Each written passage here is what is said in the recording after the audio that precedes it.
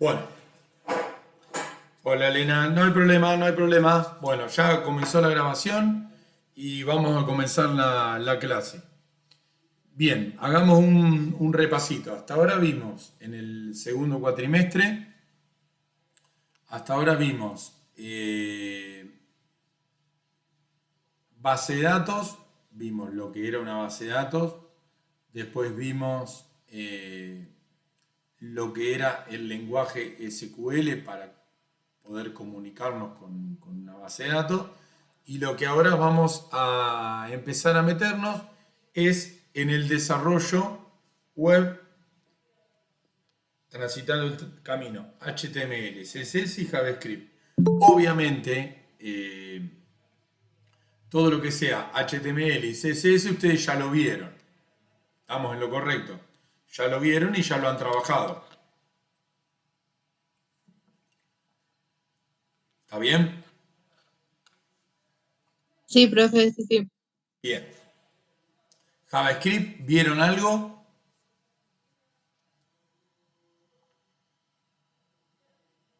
Sí, algo habíamos visto, sí. Bien. Entonces, la idea va a ser, vamos a ver, muy por arriba y de manera rápida HTML a modo de repaso, CSS lo mismo, y después nos vamos a meter ya en JavaScript y en usar frameworks de JavaScript. Hoy yo voy a explicar un poquito la introducción a entender cómo funciona la navegación, que es lo que a ustedes les va a figurar en la plataforma como clase 15. Y después van a tener el otro PDF que figura, acá lo estoy poniendo para que quede en la grabación como clase 16, que es la introducción a HTML, que se las dejo para que las lean porque ustedes ya lo saben. Y van a tener hoy la primer práctica de entrega de HTML. ¿Sí? Dado que ya lo vieron en otras materias, lo básico lo van a poder hacer sin problema. Acuérdense que a partir de ahora, cada una de las prácticas que entregan tiene beneficio a la hora de rendir el parcial. ¿Sí? Cada práctica que entreguen y hagan bien va a ser una opción menos para el parcial. Vamos a usar el mismo criterio.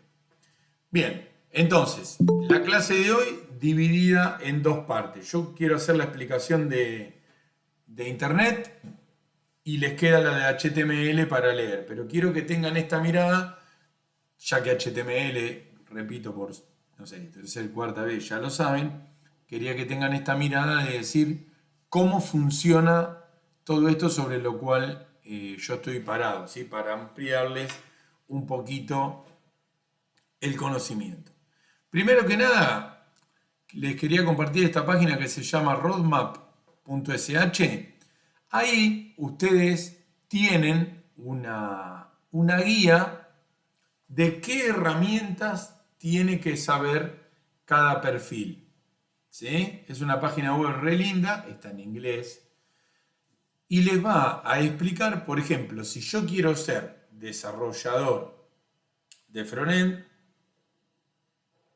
pueden apretar el botón, ahí yo se lo estoy compartiendo, y ahí te dice qué es lo que un buen desarrollador debería saber o cómo es la cadena de aprendizaje de un buen desarrollador.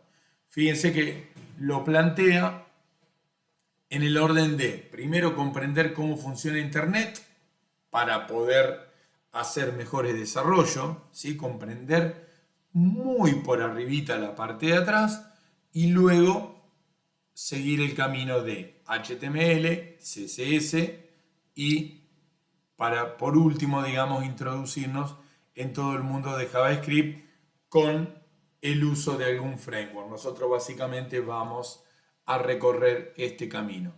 Pero les recomiendo esa página porque tiene, si yo quiero hacer distintas actividades informáticas, tiene este mapa de recorrido donde me va guiando en todo lo que, digamos, ellos sugieren, o la página sugiere, que yo debería dominar. Bien, vamos a comenzar, o la idea de hoy es que hagan esa primera parte de entender para qué estoy trabajando. Muy rápidamente, cómo funciona y sobre qué estoy parado cuando digo que estoy haciendo una página web. ¿Sí? Haciendo un poco de historia, Internet se origina, como dice ahí, en la década del, podemos decir, finales del 60, principios del 70, como un trabajo académico y militar, ¿sí? Una mezcla. Hay distintas versiones sobre el tema, ¿sí?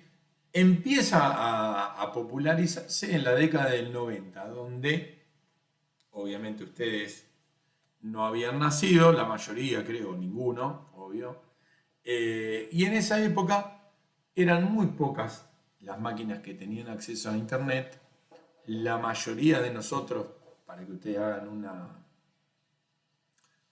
o imaginarse lo que era esa época, la mayoría de nosotros no tenía compu en su casa y accedíamos a alguna compu que había en el trabajo o algo para pequeños puntos de acceso a Internet. Y de ahí fue año a año explotando hasta hoy en día estar en todos lados y prácticamente si no tenemos Internet no podemos hacer nada. ¿Sí? Entonces, basado en ese crecimiento exponencial desde la década del 90 al 2023, hay 2 millones de aplicaciones y toda nuestra vida está basada en esta red, podemos decir. Por eso que hoy en día todo hacemos a través de una web.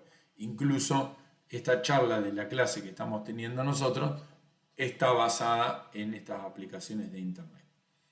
Cuando hablamos de Internet, para que ustedes comprendan cómo está llegando esa página web a mi monitor, ¿sí? Tiene 3 partes en las cuales se le suele dividir.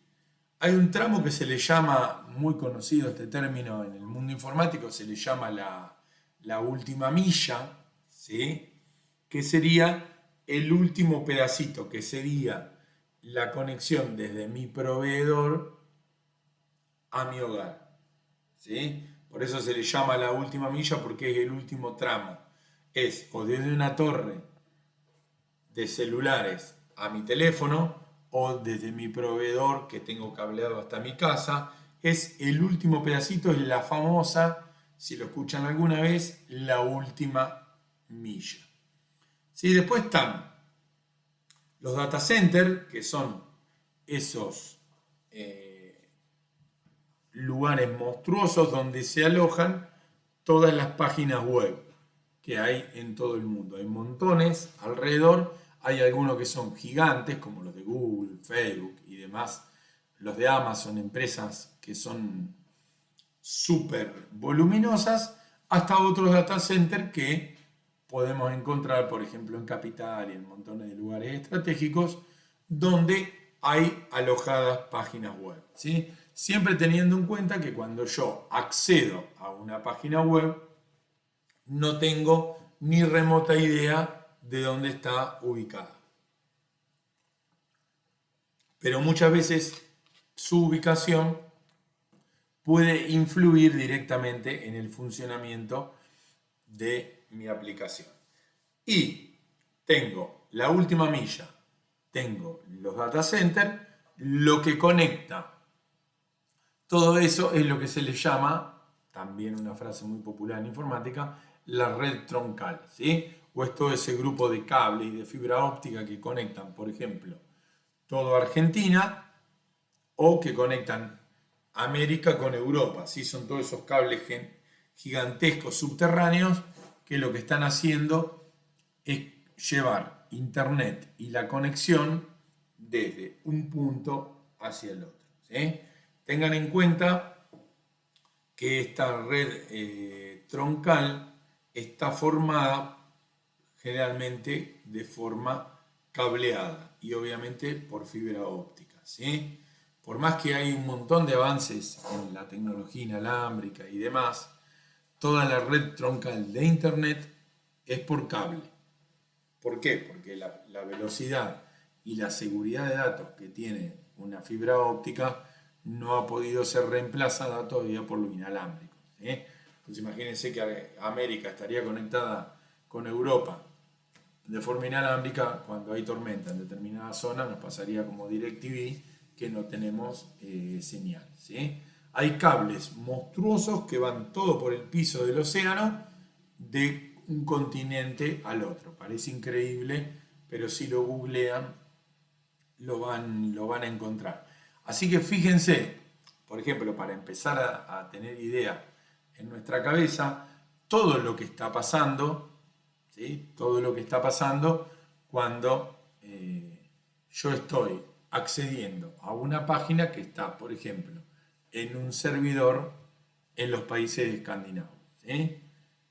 Todo el recorrido que hay en milisegundos, desde que yo hago clic hasta que esa página se dibuja en mi navegador.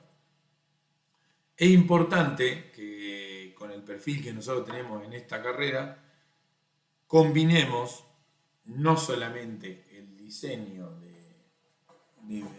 o el armado de una página, sino también es muy importante conocer la infraestructura para entender por qué cuando Google en algún momento te dice, mira, si vos querés que yo indexe tu página web, no me pongas imágenes de más de 1 mega porque te voy a tirar último en la lista. ¿Sí?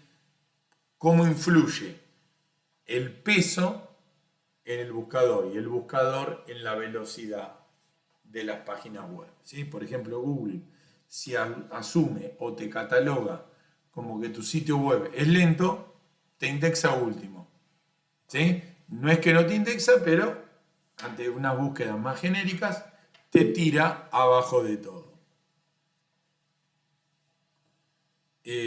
Claro, ahí Lena pone en el chat, sería SEO, sí, digamos. Supongo que te referís al... Claro, exactamente, ahí va, ¿sí? Al posicionamiento dentro del buscador, ¿sí? Cuando uno ejecuta esas técnicas de SEO, hay un montón de criterios que se tienen en cuenta. Incluso fíjense ustedes, exacto, ahí Lena va escribiendo en el chat. Fíjense que ustedes, un mal diseño, pero no un mal diseño porque quedó feo, sino un mal diseño porque hacen un sitio web pesado con un montón de cosas que no cumplen, no son indexados y te tiran abajo. ¿Por qué? Porque el buscador cuida su prestigio, ¿sí? No te va a poner primera una página web que tiene muchos problemas para cargarse. ¿Tá? Entonces, la red de Internet tiene 3 partes.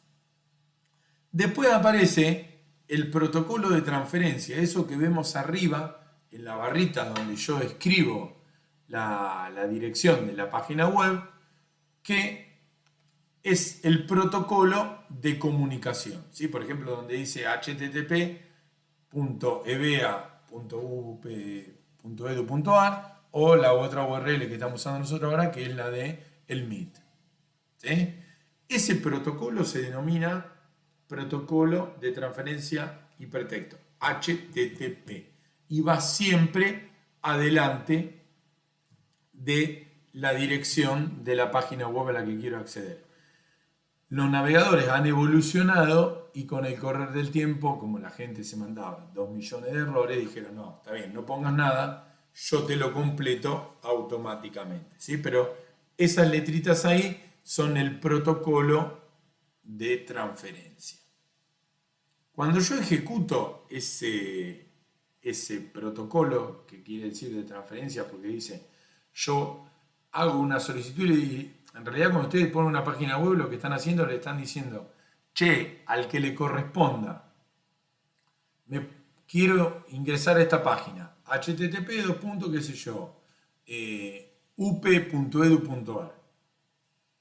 Y cada servidor va recibiendo ese pedido y sabe a quién se lo tiene que mandar.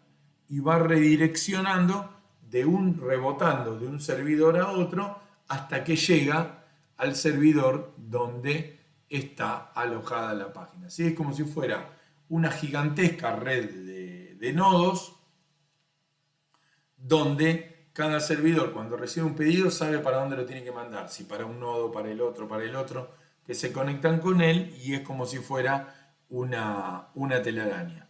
Es súper interesante, pero es así. Muchas veces ustedes pueden haber escuchado que o les han dicho, cuando uno cambia su página web de servidor, porque la sacaste de un lado y la alojaste en otro lugar, que a veces tarda un día en actualizar esas redirecciones. Te puede quedar un par de horas la página sin funcionar o demás, y eso suele suceder porque estas tablas de ruteo que se llaman de dónde mandar el pedido de cada página web que reciben los servidores se están actualizando.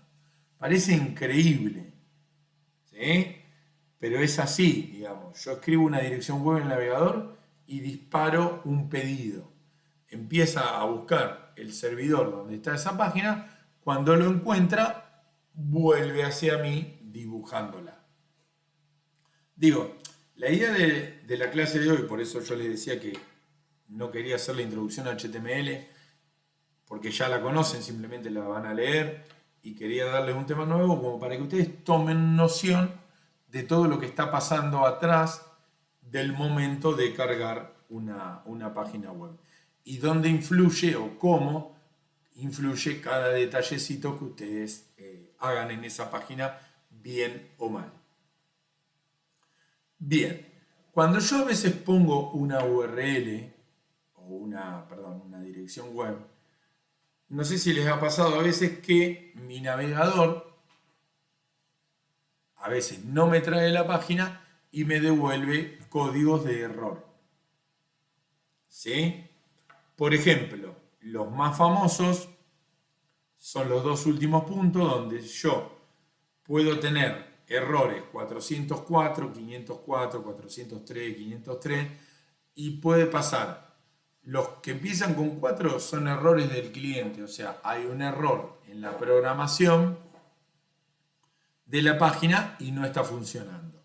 Los errores número 5, 500 y pico, cuando ustedes quieran acceder a una página y les retorne un código de error 500 y pico, quiere decir que de esa página el servidor ha dejado de funcionar. ¿Sí? El server donde está alojada dejó de funcionar. Y los 300 y pico son de redirección, que por ahí la página fue movida y se está actualizando. ¿Sí? El 1 y el 2, o sea, los 100 y los 200, son códigos de carga correcta de la página que nosotros no los vemos porque van viajando por atrás. Pero el 400 y el 500 es muy común, que alguna vez quieren acceder a alguna dirección web y no sé si les ha pasado que le dicen, no, está la página caída. Bueno, ahí pueden saber ya si es 400, se equivocó el programador, si es 500, el servidor está tirando una falla. Yo muchas de estas cosas tienen ahí abajo el link de donde pueden ampliar un poco la información al que le guste leer, al que le guste aprender un poquito más cómo funcionan las cosas. ¿Sí? Bueno, una vez que tengo comprendido un poco esa lógica que está por atrás, la cara que yo veo son los navegadores. Ya sea en el celular, en una tablet, en la compu, la cara que yo estoy viendo son los navegadores. Hay un montón, ahí yo puse algunos, pero el más popular puede ser el Chrome o el Safari si usan algo de Mac. Y en los móviles hay un montón, tengo el que viene por defecto, o tengo el Opera, o tengo el Chrome, o lo que yo quiera agregarle. Pero la idea es que ustedes puedan entender que la cara entre esa página web y nosotros es el navegador, el que hace todo el trabajo que está en el medio.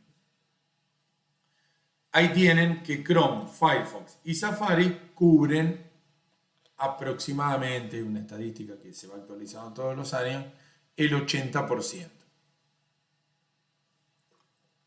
del mercado y más o menos la misma medida en los celulares. Por lo tanto, ya se irán dando cuenta que en estos 3 navegadores tengo que revisar mi página web cuando la realice. Los navegadores interpretan el código HTML, CSS y JavaScript que yo escribo.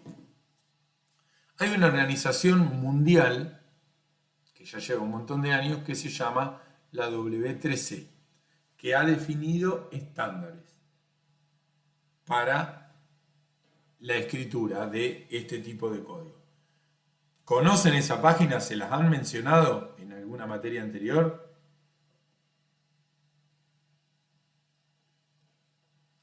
¿Cómo se llama, profe? El organismo se llama W3C, o la página también. No, yo no conozco. Bien, Bueno, nunca la escuché hablar. bien. Ese organismo regula el lenguaje HTML, CSS y JavaScript. ¿Alguna vez les pasó o les comentaron en alguna materia que ciertas etiquetas HTML andan en un navegador y en otro no?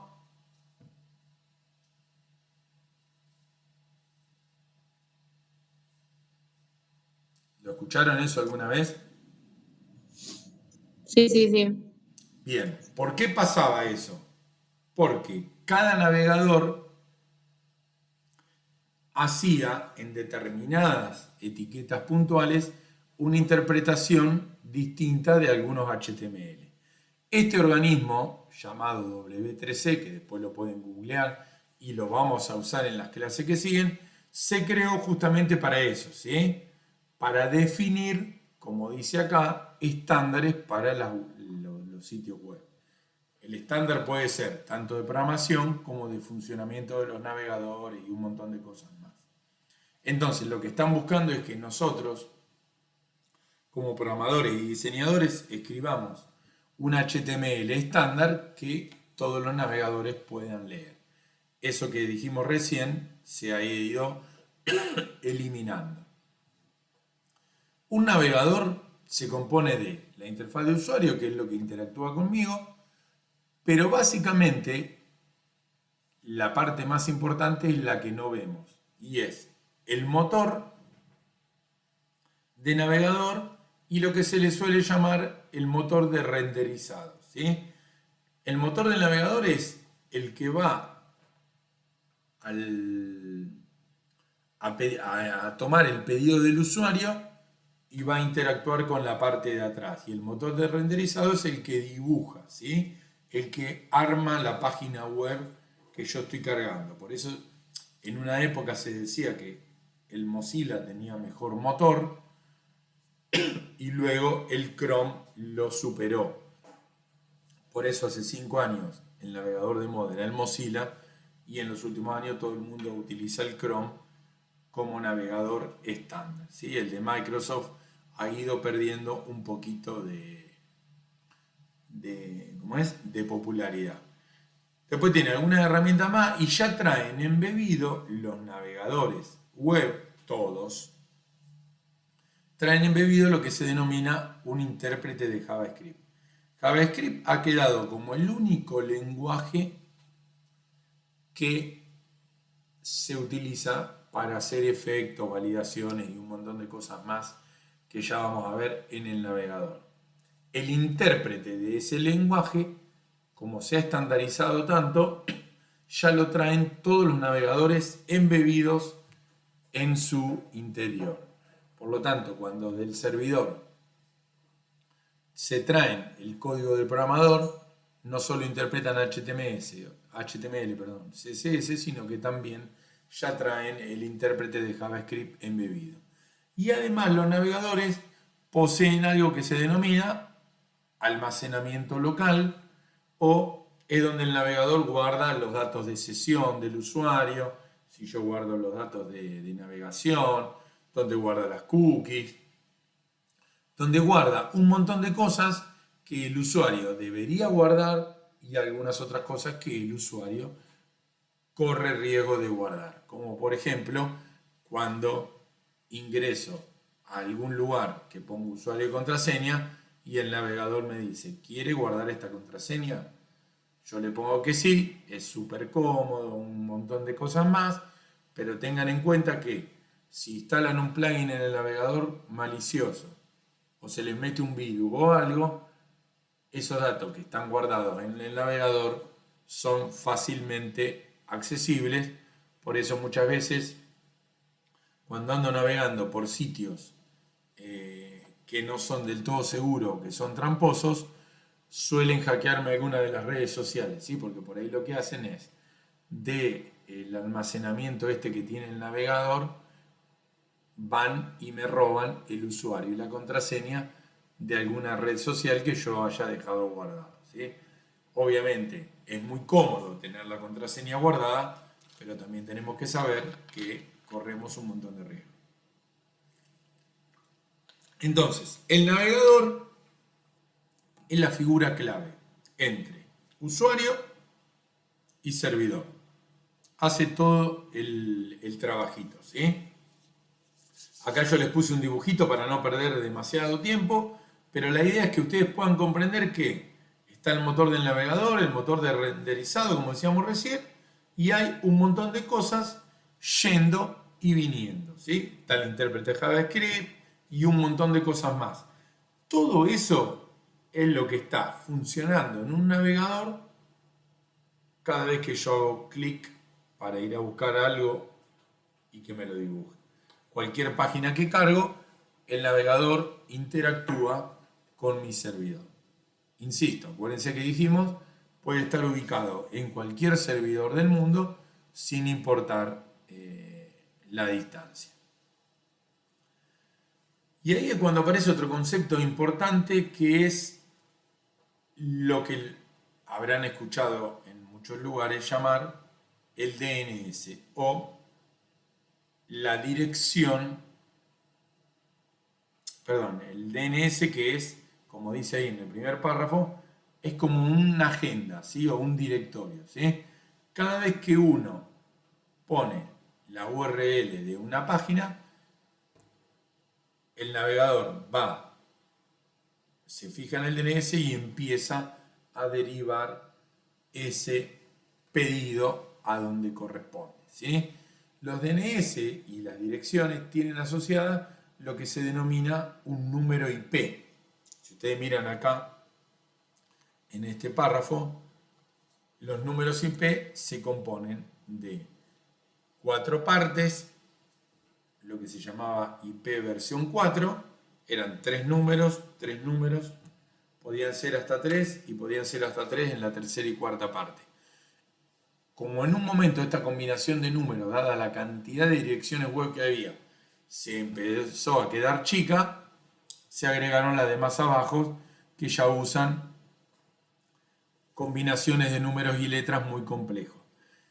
Ese número es el que identifica finalmente a cada página web que está alojada en un servidor. Obviamente, como dice ahí, para nosotros sería imposible, en lugar de entrar, qué sé yo, a la página web del banco, decir, tenés que entrar a la página 192.180.200. Entonces, a ese número interno se le asocia la dirección web. La dirección web es una decoración, ¿sí? Porque lo que en realidad está usando el protocolo para ir a buscar la página es este número que yo les estoy mostrando ahí resaltado, ¿sí? Cada dirección web, www.pepito.com.ar, tiene un número atrás. Cuando yo pongo esa dirección, el DNS agarra ese www, busca el número que tiene asociado, que es este que yo tengo resaltado ahí, y con ese número empieza a buscar el servidor donde está el sitio web alojado. Fíjense todo lo que está pasando en ese lugar, ¿sí? Todo lo que está sucediendo cada vez que ustedes escriben una dirección arriba y le dan un enter.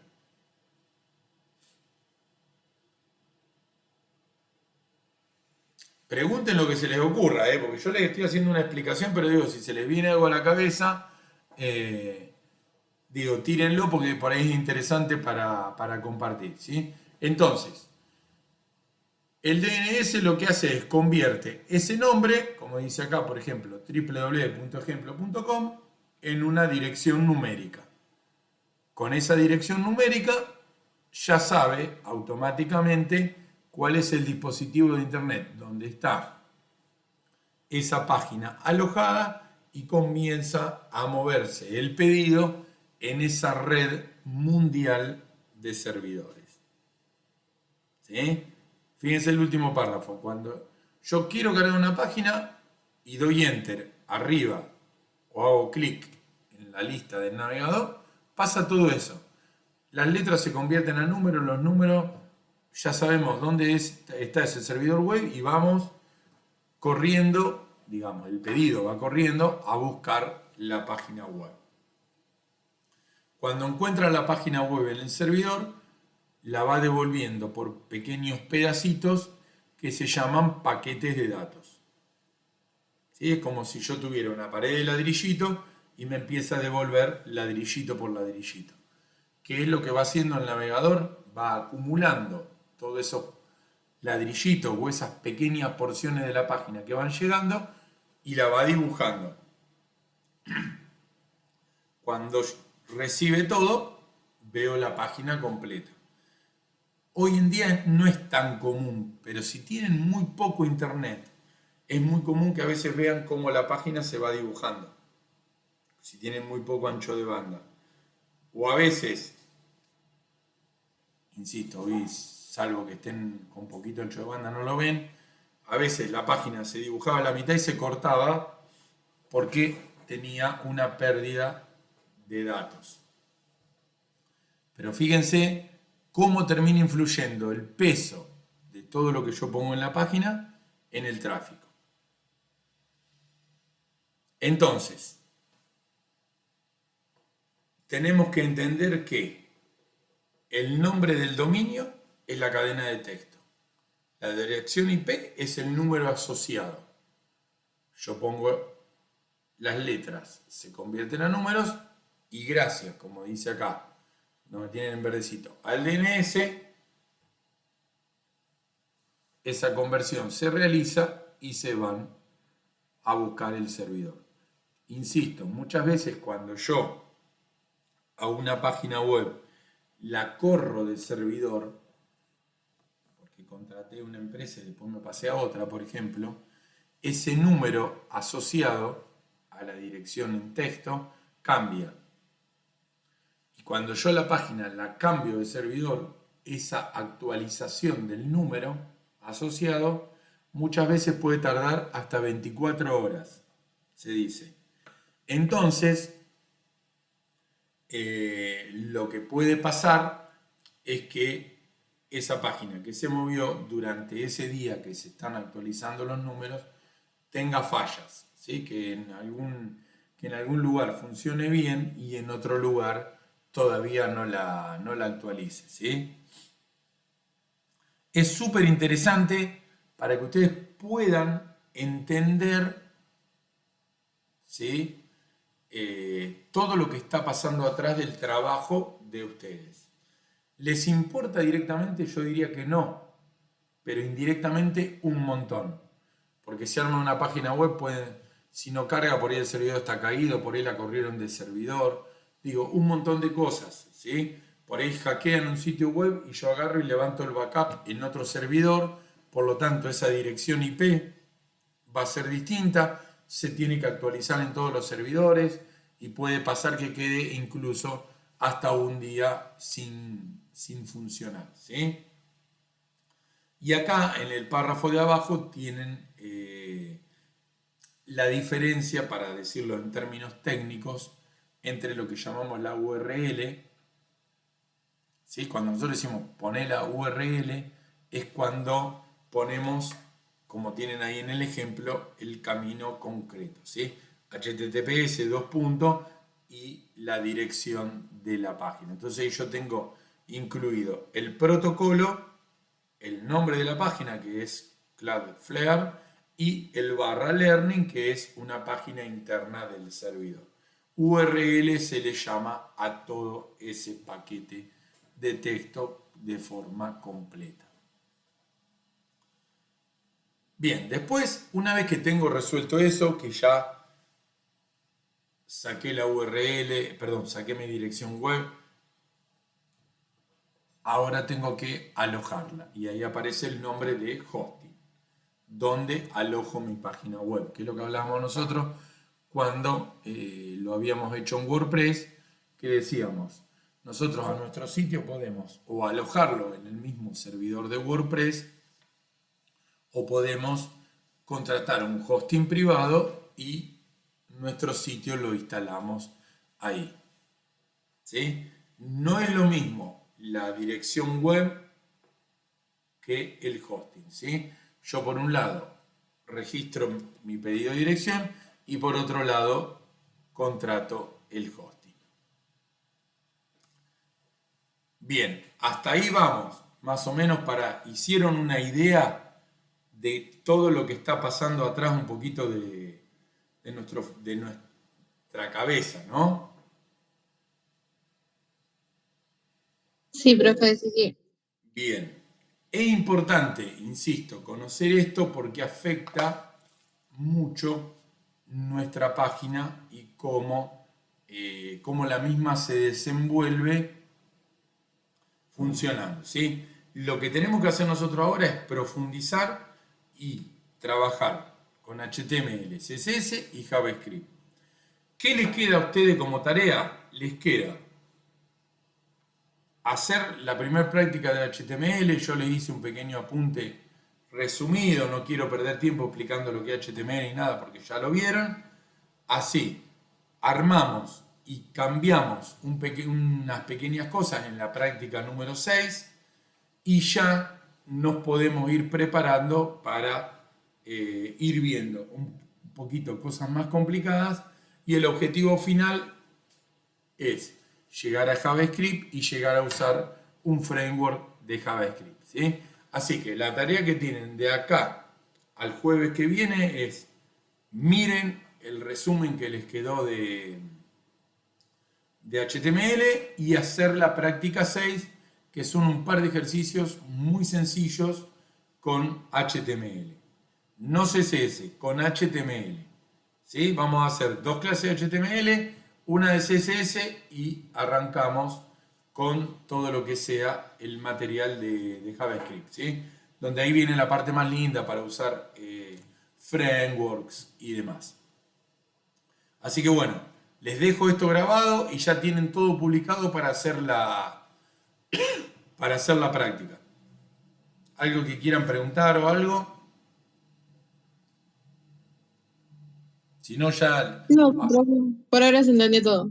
Bueno, a meterle entonces con la práctica HTML, así avanzamos para llegar rápidamente a JavaScript, que es la parte más linda, y vamos a ver Bootstrap y algunos frameworks más para poder hacer algunos ejercicios un poquito más avanzados, ¿sí?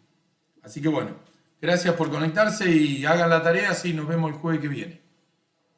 Dale, profe, genial. Bueno, Saludos. gracias, chao. Chao, nos vemos. Chao, chao.